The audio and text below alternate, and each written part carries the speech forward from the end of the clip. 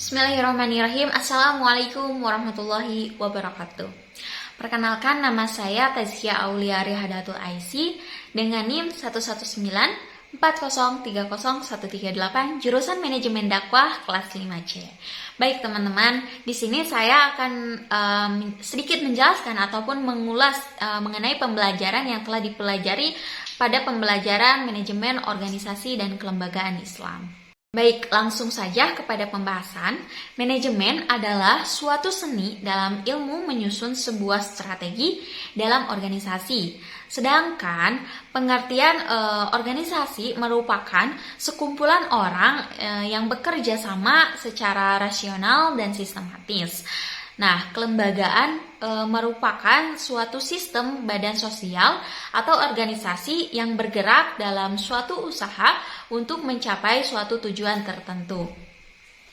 Sedangkan Islam merupakan suatu ajaran yang diterima oleh Nabi untuk diajarkan kepada umatnya.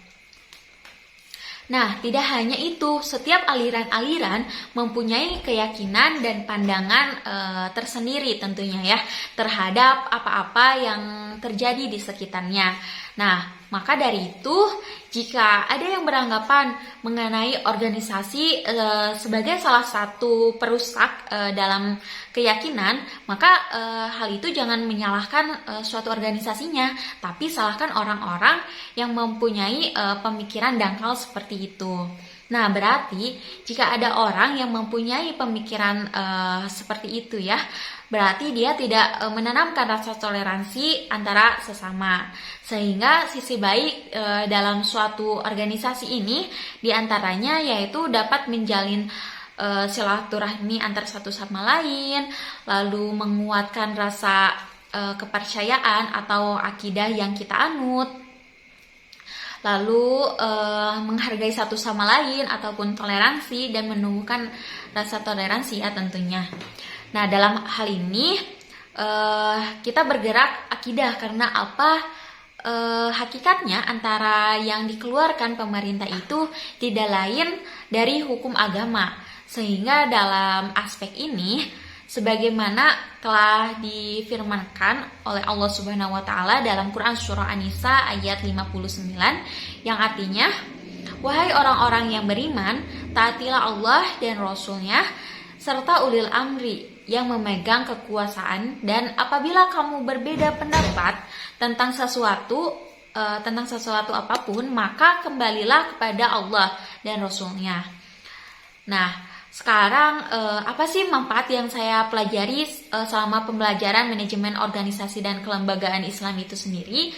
Nah, dalam proses pencapaiannya, organisasi Islam memerlukan pengelolaan manajemen yang mana agar bisa menjadi dinamisator dari keseluruhan kegiatan yang dinamis dan terarah. Nah, karena hampir dalam setiap sendi kehidupan, peranan manajemen merupakan peranan yang sangat vital ya tentunya, ataupun sangat penting. Karena penyelenggaraan dakwah akan berjalan secara efektif apabila terlebih dahulu dilakukan identifikasi dan antisipasi masalah yang akan dihadapi. Nah, manajemen organisasi Islam itu sendiri merupakan suatu rangkaian ataupun aktivitas yang dilandasi oleh asas pengelolaan guna mencapai suatu tujuan yang telah ditetapkan dan juga yang sudah diarahkan tentunya ya untuk mewujudkan visi dengan menyelenggarakan berbagai misi dan mengimplementasikannya.